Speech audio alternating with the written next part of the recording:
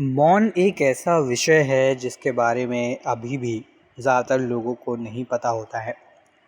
पता भी होता है तो उस तरह से वो मौन के अर्थ को समझ नहीं पाते हैं और मौन का महत्व क्या है, इसके बारे में लोग नहीं जान पाते हैं। दोस्तों, पावर ऑफ साइलेंस के बारे में आप सभी ने सुना होगा। इस वर्ड को आपने, या हम कहें जो वर्ड्स के फ्रेज़ है उसको कई बार आपने सुना होगा कि पावर ऑफ साइलेंस।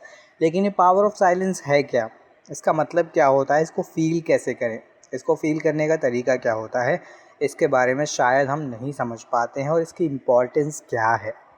आज जब हम देखते हैं कि हर कोई मेडिटेशन की ओर बढ़ रहा है, हर कोई मेडिटेशन करना चाहता है, मेडिटेशन के दौरान कई तरह के अलग अलग अनुभव लेना चाहता है, एक्सपीरियंस लेना चाहता है, तो वहाँ पर जिस चीज़ को हम सबसे ज़्यादा इग्नोर करते हैं, या हम कहें इतना ध्यान हम जिस चीज़ के ऊपर नहीं देते हैं, वो है पावर ऑफ साइलेंस, या जिसको हम मौन की शक्ति भी कहते हैं।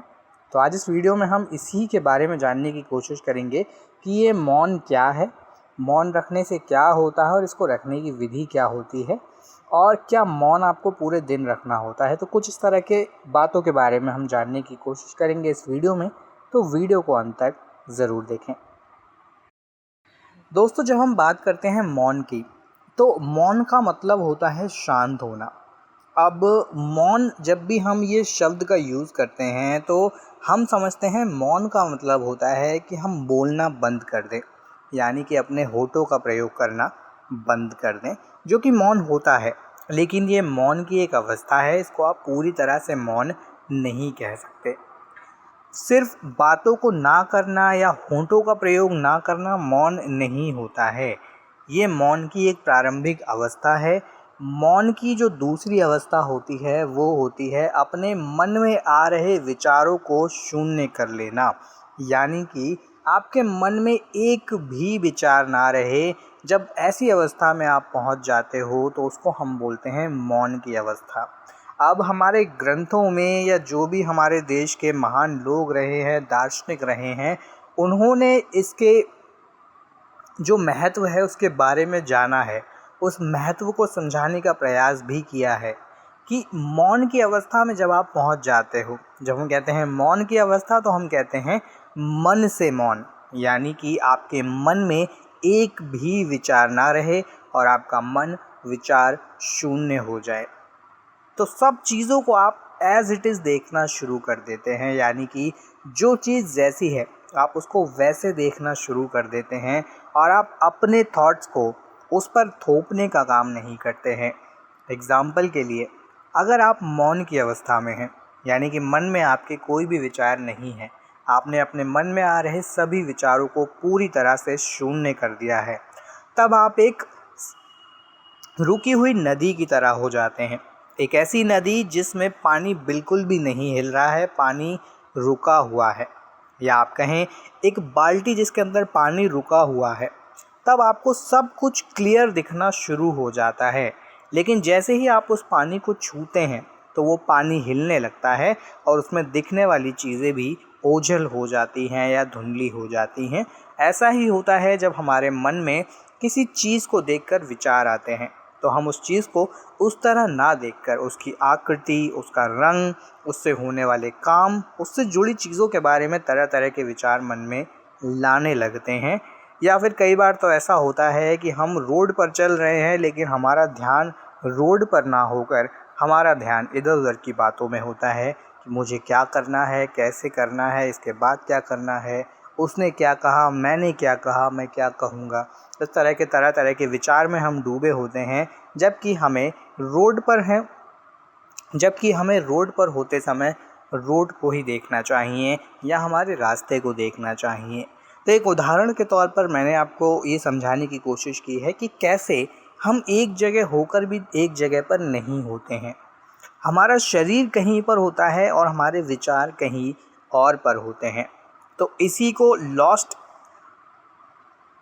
स्टेट कहा गया है, इंग्लिश में आप इसको कह सकते हैं, या आप कहें कि हम इतनी बुरी तरह से घिर जाते हैं विचारों में कि हम इस मौन को समझ नहीं पाते हैं। अब क्योंकि हमने शुरुआत में बात की मेडिटेशन की, तो आजकल हर कोई मेडिटेशन की ओर बढ़ रहा है, लेकिन मौन जो है, जो पावर ऑफ साइलेंस है, वो मेडिटेशन का एक बहुत ही अहम हिस्सा है। अगर आप गौतम बुद्ध के बारे में जानते हो तो गौतम बुद्ध 6 वर्षों तक मौन रहे थे, यानी कि 6 वर्षों तक उन्होंने एक भी शब्द नहीं बोला था। अब जब हम कहते हैं एक भी शब्द, तो हम ये नहीं देखते हैं कि मन में वो कितने समय तक मौन रहे थे। हम शाब्दिक रूप से बात कर रहे हैं कि 6 वर्षों तक उन्होंने अपने मुख से एक भी शब्द नहीं बोला। लेकिन अगर वह 6 वर्ष तक मौन रहे तो इसमें 5 वर्ष भी उन्होंने मन से मौन किया होगा, या लगभग इतना मौन उन्होंने मन से भी किया होगा। महावीर की जब हम बात करते हैं तो महावीर 12 वर्षों तक मौन व्रत पर थे, यानी कि 12 वर्षों तक उन्होंने एक भी शब्द अपने मुख से नहीं बोला था। जब आप मौन व्रत धारण करते हैं, भले ही आप मुख से मौन व्रत धारण करें, मन में आपके विचार चल रहे हैं, जो कि चलेंगे, क्योंकि बचपन से विचार चल रहे हैं और आप उनको एक दिन में बंद नहीं कर सकते हैं। तो मान लीजिए अगर आप आज मौन व्रत धारण करते हैं तो उससे क्या होगा, तो दुनिया की 80% जो परेशानियां हैं वो आप मौन व्रत धारण करके रोक सकते हैं। क्योंकि जब आप कुछ बोलेंगे नहीं, किसी को उत्तर नहीं देंगे, प्रत्युत्तर नहीं करेंगे, तो लड़ाई झगड़े नहीं होंगे। अधिकांश जो लड़ाई झगड़े हैं, जो मसले हैं, जो विवाद हैं, वो हमारे बोलने के कारण ही हैं। सामने वाले व्यक्ति ने हमसे कुछ बोला, हमने उसको प्रत्युत्तर दिया, और प्रत्युत्तर देने के इस कार्यक्रम में जब यह बात इतनी आगे बढ़ जाती है तो वह एक विवाद का रूप ले लेती है, एक लड़ाई का रूप ले लेती है। ऐसे में अगर आप शाब्दिक मौन ही रखते हैं, आप मन से भले ही मौन ना रखें, शाब्दिक मौन रखकर भी आप कई सारी बड़ी परिस्थितियों को टाल सकते हैं। यह तो इसका एक कारण है, या हम कहें इसका एक लाभ है, लेकिन ये बहुत ही छोटा लाभ है। इसका जो बड़ा लाभ है वह यह है कि जितना ज़्यादा हम बोलते हैं, जितनी ज़्यादा बार हम बोलते हैं, उतनी ज़्यादा बार हम अपने शरीर की ऊर्जा को बर्बाद करते हैं, अपनी शरीर की ऊर्जा को बाहर निकाल देते हैं, क्योंकि बोलने में भी हमारे शरीर की बहुत ज़्यादा ऊर्जा नष्ट होती है।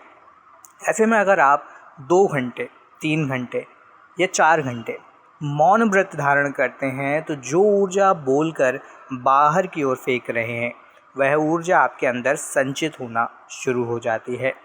और जब आप एक लंबे समय के बाद दोबारा बोलते हैं, पुनः बोलते हैं, तो आपकी वाणी में एक निखार आ जाता है। आपने देखा होगा कुछ लोग जब बोलते हैं तो ऐसा लगता है कि उनको सुनते रहो। हमें लगता है कि उनके बोलने का जो तरीका होता है या जो अंदाज़ होता है वो बहुत अच्छा होता है। आप बहुत जल्दी उनकी आवाज़ की ओर अट्रैक्ट हो जाते हैं। तो वो जो निखार है वो आपकी आवाज़ में धीरे धीरे आने लगता है जब आप मौन व्रत धारण करना शुरू कर देते हैं। ये कुछ लाभ हैं जो मैंने आपको बताए हैं। मौन का जो मुख्य उद्देश्य है, जो हमारे ऋषि मुनियों ने बताया है या बुद्धों ने बताया है, जितने भी हमारे देश में बुद्ध हुए हैं, वह यही है कि अगर आप आत्म साक्षात्कार करना चाहते हैं, आप जानना चाहते हैं कि आप कौन हैं, आत्मा को आप महसूस करना चाहते हैं कि आत्मा जो है वो कैसी है, तो आपको मौन में सिद्ध होना होगा, आपको मौन की गहराइयों में उतरना होगा। जब आप मन से मौन की गहराइयों में उतरते हैं, तभी आप आत्मदर्शन कर सकते हैं, तभी आप उस परमात्मा को जान सकते हैं, तभी आप उस बुद्धत्व की जो अवस्था है उसको प्राप्त कर सकते हैं। तो मौन, जितने भी बुद्ध हुए उन सभी ने मौन के महत्व को जाना, जितने भी महावीर हुए उन सब ने मौन के महत्व को जाना और इसका अभ्यास बहुत लंबे समय तक किया। जब मौन का अभ्यास उन्होंने किया, उसके बाद ही उन्हें वह अवस्था प्राप्त हुई जिसके लिए वह जाने जाते हैं। ऐसे में अगर आप सिर्फ मेडिटेशन करते हैं, सिर्फ ध्यान करते हैं, तो सिर्फ ध्यान करने से कभी भी आप उस अवस्था को नहीं पहुंच सकते हैं जिसे महावीर और बुद्धों ने प्राप्त किया। इसलिए अगर आप सच में स्पिरिचुअलिटी में हैं, स्पिरिचुअल हैं, तो मौन व्रत को धारण करना सीखिए, मौन के बारे में और ज़्यादा से ज़्यादा सीखिए। मौन का अर्थ एक बार फिर से मैं बताना चाहूँगा कि शाब्दिक मौन नहीं है, अपने शब्दों को रोकना नहीं है, बल्कि अपने मन में शून्यता लाना है, अपने मन में चल रहे विचारों को रोकना है। जब आपके मन में विचार चलने रुक जाते हैं तब आप धीरे धीरे अपने आप को पहचानना शुरू कर देते हैं। तो इस वीडियो में इतना ही। वीडियो पसंद आया हो तो लाइक और शेयर ज़रूर करें। चैनल पर नए हैं तो चैनल को सब्सक्राइब करें और जुड़े हमारे चैनल के साथ। तब तक के लिए आप सभी का धन्यवाद।